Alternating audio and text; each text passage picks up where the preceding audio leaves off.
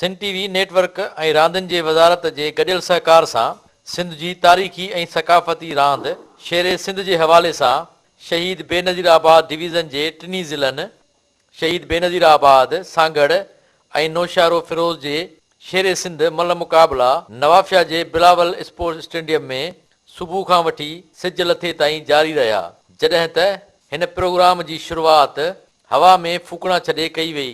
Programme में टिनी मलनि पारां सख़्त ज़ोर आज़माईअ खां पोइ ज़िले शहीद बेनज़ीर आबाद सां तालुक़ु रखंदड़ कुर्बान होती पोटो ऐं जान मोहम्मद लुंड पहिरें जोड़ में मैदान मारियो, जॾहिं त ॿिए जोड़ में बि ज़िले शहीद बेनज़ीर आबाद जो नूर मोहम्मद बिरोही ऐं हज़ूर बख़्श ज़रदारीअ कामयाबी हासिल करे वरिती। अहिड़ी रीति टे जोड़ में बि ज़िले शहीद बेनज़ीर आबाद जे फिदा मलाह ऐं मुख़्तियार ज़रदारी सख़्त मुक़ाबले खां पोइ मैदान मारे वाह वाह कराए छॾी। अहिड़ी रीति 6 ई मल पलवाननि ज़िले शहीद बेनज़ीर आबाद मां कामयाब थिया। नाज़रीन, शहीद बेनज़ीर आबाद डिवीज़न जे जेके पहिरें ॿिए ऐं टे जोड़ जा जेके कामयाब थियल जेके रांदीगर आहिनि, जेके मल पलवान उन सां ॻाल्हि ॿोल कयूं त हुन जेके हीअ डिवीज़न जी रांदि खटी आहे ऐं हू कहिड़ियूं अॻिते उमेदूं रखनि था शेरे सिंध जे हवाले सां या जेके रांदि जे हवाले सां जेको हीउ सिंध टीवी नेटवर्क मल मुक़ाबिलो करायो आहे उन जे हवाले सां छा चवंदा। हीउ पहिरें जोड़ जो जेको खटियो आहे कुर्बान होती पोटो उन सां ॻाल्हि ॿोल कंदा। जी साईं, ॻाल्हि इहा आहे त अॼु असांजे डिवीज़न नवाबशाह में शहीद बेनज़ीर आबाद करे बि सॾिबो आहे, नवाबशाह बि सॾिबो आहे। हिन में अॼु वॾे पैमाने सां मुलाक़ड़ो थियो, जंहिं में कामयाब असां थी आया आहियूं इंशा अल्लाह ताला। अॼु जेके बि शौक़ीन हुया असांखे हिते इनाम ॾिनऊं, दाद ॾिनऊं, जीअं रेस महबूब सिरेवाल आहे। इंशा अल्लाह ताला असांखे उमेदु आहे त जीअं कराची में असांजी फाइनल जो मुक़ाबिलो आहे शेर सिंध, इंशा अल्लाह खटींदासीं। साईं बिल्कुलु इहा सिंध टीवी वारनि जी असांखे तमामु ख़ुशी थी आहे, तमामु असांखे हिननि जो प्रोग्राम तमामु वॾे पैमाने ते थियो आहे, जंहिंमें असां उन्हनि जो शुक्रगुज़ार कयूं था। वॾे पैमाने ते उन्हनि मुलाक़ड़ो करायो, असांखे तमामु ज़बरदस्त पसंदि थियो आहे। जी नाज़रीन, हीउ जेको कुर्बान होते पोटे खां पहिरें जोड़ मां शिकस्त खाधी आहे उन सां ॻाल्हि ॿोल कंदासीं त हुन जेको हुन मुक़ाबले में त अची वियो त अॼु कीअं हुनजी रांदि रही ऐं हू सिंध टीवीअ जे जेको कराची में मुक़ाबिलो थींदो उन में केतिरी जेको आहे हू ज़ोर आज़माई कंदो या हू केतिरो पूरो उमेद आहे त मां खटींदुसि। जी अस्सलाम वालेकुम बाबा, सिंध टीवी वारनि जी महिरबानी जेको असां मुलाक़ड़े खे अॻिते आंदूं ऐं ॿियो असां पंहिंजी तयारी बि कयोसीं, खाधा हर शइ कयोसीं, हिते बि असां भला विड़ियासीं, चढ़ी आयासीं कुर्बान होती पोटो फाइनल ऐं माना हाराईंदड़ आहियां।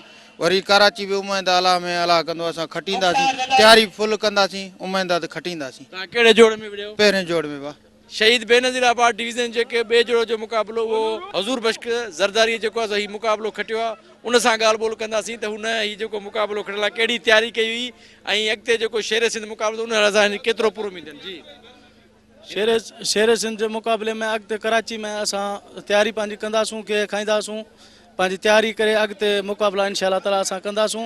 हितां वरी सिंध टीवी वारनि जे लाइ असां शुक्रगुज़ार आहियूं जो असांखे मुक़ाबिला असांजा करायूं, मुक़ाबिला असां करायूं, अॻिते असांखे उमेदु आहे त असां मुक़ाबिलो कंदासूं। फाइनल मूं खटियो आहे। जी जी, तूं कीअं फाइनल खटियो, कहिड़ी तयारी कई हुई, तोखे केतिरो पूरो उमेद आहे त मां कराची खटियो? जी मां महिनत पियो कयां, 2 महीना खां अॻु में गिह पिया घुरायूं, गिह पिया पियूं, कुकड़ पिया खाऊं, उन महिनत सां मां अची फाइनल खटियो अथमि हिते। जी कराची में खटंदे उमेदवार आहियूं। सिंध जी हिकु ट्रेडिशनल जेकी गेम आहे मल उन जा मुक़ाबिला कराए पिया वञनि, मुख़्तलिफ़ डिवीज़न में थिया। शहीद बेनज़ीर आबाद डिवीज़न जो मुक़ाबिलो थियो आहे जिते साईं स्पोर्ट्स बोर्ड जो साईं मखदूम इरशाद साहिबु पुतल आहे, उन खां ॻाल्हि ॿोल कंदासीं त हू हिन हवाले सां छा था चवनि। जेकी सिंध टीवी ऐं मिनिस्ट्री ऑफ स्पोर्ट्स जेकी गॾियल कोशिशि कई आहे उन हवाले सां साईं जो छा चवणु आहे? जी साईं। बिस्मिल्लाहिर्रहमानिर्रहीम। Irshad Ali Makhdoom, district officer sports Hyderabad. जेतिरे ताईं की हिन मल रांदि जो तालुक़ु आहे, हीअ असांजी क़दीमी सिंध जी क़दीम रांदि आहे जेका अॼु खां न हीअ हज़ारनि सालनि खां असांजी सिंध में खेॾी थी वञे। जस हुजे सिंध टीवी खे ऐं असांजे स्पोर्ट्स डिपार्टमेंट खे, जंहिं पंहिंजे हिकु शेर मीर भर जेको असांजो शेर सिंध बि हुयो उनखे नाले खे ज़िंदा रखण लाइ ही उन जे नाले सां पूरे सिंध में मुक़ाबिला कराया वञनि था।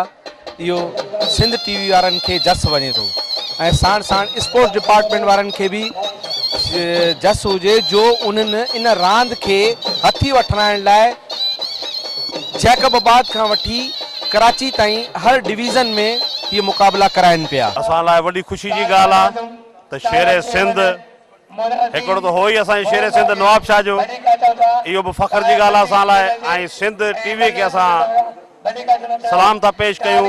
नवाब शाह वासिन खे वधि मुबारकबाद पेश कयां थो, ख़ासि करे सिंध टेलीविज़न वारनि खे। तारीख़ में शायदि कॾहिं अहिड़ो प्रोग्राम नवाब शाह में पेश कोन थियो आहे। हिन पहिरियों चकर नवाब शाह में मल जे तारीख़ जो सभ खां वॾो में वॾो एज़ाज़ शेर मल उन जो प्रोग्राम रखियो वियो आहे। ऐं सिंध टीवीअ तरफ़ां जेको प्रेसिडेंट आहे ज़ुल्फ़कार अली ख़ासकरी साहिबु, उनखे वधि मुबारकबाद पेश कयां थो। उन हिते नवाब शाह में प्रोग्राम अरेंज करे ऐं तक़रीबन सॼी डिवीज़ननि जा माण्हू हिते मल पहलवान घुराया आहिनि। इंशाअल्लाह 2 ॾींहंनि जो प्रोग्राम, ख़बर त 2 ॾींहंनि जो प्रोग्राम रखियो वियो आहे 4 ऐं 5 तारीख़ ते। ऐं इहो बि चयो वियो आहे त जेको आहे सो शेर सिंध वाक़ई जेको आहे सो असीं पुछां ॾिठो कोन होसीं, पर ॿुधो आहे त वाक़ई शेर सिंध हुयो। उहो अलाह साईं हुनखे जन्नत नसीब करे। ऐं उन जे एज़ाज़ में हीउ जेको आहे नवाब शाह में प्रोग्राम बिलाल स्टेडियम में मुंतक़िल कयो वियो आहे। ऐं वधि में वधि मां सिंध टीवी वारनि खे मुबारकबाद पेश कयां थो ऐं शहर वारनि खे वधि मुबारकबाद पेश कयां थो। इंशा अल्लाह ताला इहे आईंदा हर साल इहो ज़ुल्फ़कार साहिब खे असां रिक्वेस्ट कयूं था, शहर जे तरफ़ां बि, नवाब शाह जे तरफ़ां बि, पर पूरे डिवीज़न जे तरफ़ां, त हर साल इहो प्रोग्राम इंशा अल्लाह ताला मल्हाईंदो रहे। ऐं इंशा अल्लाह इन ई माण्हू हिन पहिरियों चकर आहे जो इंशा अल्लाह ताला अॼु अञा हींअर शुरू थियण वारी आहे। सुभाणे इंशा अल्लाह ताला अञा वधि खां वधि जेको आहे माण्हू हिते पहुचंदा। ऐं शहर वारनि खे पुरजोस अपील थी कजे त हिन प्रोग्राम में अची वधि शिरकत करे ऐं ज़ुल्फ़कार साहिब खे जेको आहे खिराज साईं, मां सिंध टीवी जे पूरे नेटवर्क खे जेको आहे उहा ख़ुशामदीद चवां थो ऐं मुबारकबाद पेश कयां थो त तव्हां ही त असांजी जेकी सकाफ़त आहे सिंध मलाखड़ो, अॼु तव्हां नवाब शाह जे माण्हुनि खे एंटरटेन कयो आहे ऐं हिन सिंध जी जेकी रिवायत खे जेको बरक़रार रखंदे अॼु असांखे मलाखड़ो ॾसे रहिया आहियो। ऐं पुराणो असांजो 100 सालनि खां क़दीमी जेको आहे सो असांजो पंहिंजो कल्चर आहे सिंध मलाखड़ो। असांजो जमाल शाह मेलो लॻंदो आहे, असांजा वॾा बि जेको आहे सो मलाखड़ो कराईंदा हुआ, असांजो वालिद साहिब बि जेको आहे सो मलाखड़ो कराईंदो। असां पाण भेंजर हर साल जेको आहे सो जमाल शाह में मतलब मुक़ाबिलो कराईंदा आहियूं ऐं उन्हनि खे इनाम मिलंदा आहिनि। ऐं सिंध जा जेके बि साहिब इज़त माण्हू आहिनि उहे अची पंहिंजो मलाखड़ो ॾिसंदा आहिनि ऐं जेको आहे सो जेको मज़ो आहे। ॾाढी क़दीमी रांदि आहे। असां जस ॾींदासीं सिंध टीवी वारनि खे जेको हिननि प्रोग्राम में सजायो आहे ऐं ॾाढी असांखे ख़ुशी थी आहे। मल ख़तमु थी चुकी हुई पर सिंध टीवी वारनि कोशिशि करे मल खे वरी पंहिंजी जॻह ते आणे छॾी आहे। हाणे असां ॾिसंदा आहियूं ॿाराड़ियुनि में झंग झड़ में जिते किथे ॿाराड़ियुनि शहरनि में त मल विढ़ंदा पिया हूंदा आहिनि पहलवान। इन्हनि खे तयारी करण जे लाइ त असां सिंध टीवी जा मलाखड़ा आहिनि, शेर सिंध जा। असां हिन खे बार बार मुबारक ॾींदासीं सिंध टीवी वारनि खे त ॾाढो सुठो क़दम आहे ऐं ॾाढी सुठी रांदि आहे, क़दीमी रांदि हुनखे ॿाहिरि रखे पियो। अॼु सिंध टीवी जे डॉक्टर साहब जेको हिकिड़ो रिवायती जेको मलाखड़ो जेको थींदो आहे सिंध मां, उहो अॼु जेको करायो आहे सिंध लेवल ते, मां डॉक्टर साहब खे ऐं सिंध टीवी खे सलाम पेश थो कयां। सिंध जी ताजिर बिरादरी जे तरफ़ां, नवाब शाह जे ताजिरनि जे तरफ़ां सिंध टीवी जो थोराइतो आहियां त हीअ सिंध जी जेकी सकाफ़त नौजवाननि ताईं पहुचाइण में अहम किरदारु अदा कयो आहे। मलाखड़ो असांजे सिंध जो सकाफ़त जो अज़ीम हिकिड़ी रांदि आहे जेकी सदियुनि खां 1000 सालनि खां हलंदी थी अचे ऐं असां इन मल जे पहलवानी जी तारीफ़ था कयूं, सिंध टीवी वारनि जी तारीफ़ था कयूं जिन इन मल जे रांदि खे अहमियत ॾिनी आहे ऐं उन्हनि खे जो मान मथे कयो आहे। उन जे लाइ असां सिंध टीवी वारनि जा थोराइता आहियूं ऐं अहिड़ा मलाखड़ा कराईंदा रहनि ऐं इन्हनि खे लख जस हुजे। टीवी जेको ही मल रांदि कराई आहे, हक़ीक़त में त मल धीरे धीरे सिंध मां निकिरी चुकी हुई ऐं सिंध टीवी तमामु वॾो क़दम खयो आयो जो इहो सिंध जी पुराणी सकाफ़त खे वापसि बहाल कयो वियो आहे। सिंध जी ही जेका मल रांदि आहे, संदरे वारी मल, इहा पूरी दुनिया में मुख़्तलिफ़ आहे। संदरे वारी मल ॿिए हंधि किथे बि न थींदी आहे। मल थिए थी उहा मुठ वारी जेका बाह ते चाढ़े करे, या बलोचिस्तान वारे पासे थिए थी अगट में हथ विझी करे जेका मल कई वञे थी। पंजाब में कुश्ती थिए थी, मल कान थी थिए। बाक़ी दुनिया में भी जेका संदरे वारी मल है उहा किथे भी कान थी थिए। ऐं सिंध टीवी तमामु भलो क़दम खयो आहे। इहो जेको मल खे वापसि बहाल कयो थो वञे, बहाल कयो अथनि। असां सिंध टीम खे जस चऊं था, तमामु सुठो क़दम आहे इहो। जॾहिं त उन ई मौक़े ते मल रांदि सां चाह रखंदड़ माण्हुनि ऐं मल पलवाननि हिन सकाफ़ती ऐं क़दीमी रांदि जे हवाले सां पंहिंजा वीचार कुझु हिन रीति वंडिया आहिनि। खिपरियो खां आया आहियूं, असां मल जा शौक़ीन आहियूं, असां मल ॾिसण लाइ आया आहियूं। हीअ असांजे सिंध जी सकाफ़त आहे ऐं हिन अहिड़ा मुक़ाबला थींदा रहनि। डॉक्टर साहिब जा थोराइता आहियूं जंहिं अहिड़ा असांखे मुक़ाबला ॾिसण लाइ ॾिना आहिनि। असां डॉक्टर साहिब जा तमामु थोराइता आहियूं। सॼी सिंध टीवी कैमरामैन सभिनी जा असीं थोराइता आहियूं। असीं खिपरे खां आयासीं ऐं सिंध टीवी जा डॉक्टर करीम जे सरवाण जा तमामु थोराइता आहियूं।